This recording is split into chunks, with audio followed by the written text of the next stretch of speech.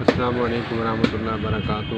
میں ایک ادنا طالب علم اہل حدیث ہوں، علماء کا خادم ہوں، طالب علم ہوں۔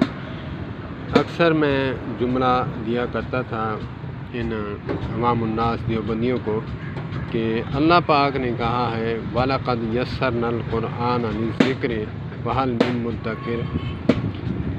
قرآن پاک کو اللہ پاک نے آسان بنا کر بھیجا، اور کون ہے اس میں تدبر اور غور و فکر کرے گا۔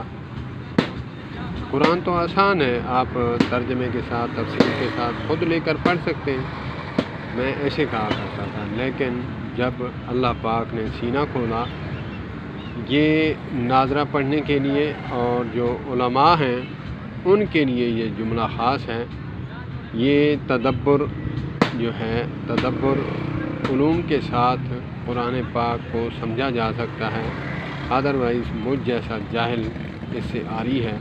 اللہ پاک علماء کے ساتھ وابستہ رکھے اور علماء کے ساتھ اٹیچ رکھے۔ اللہ پاک علماء سے پوچھ کر علم حاصل کرنے کی توفیق عطا فرمائے۔ والسلام علیکم ورحمۃ اللہ وبرکاتہ۔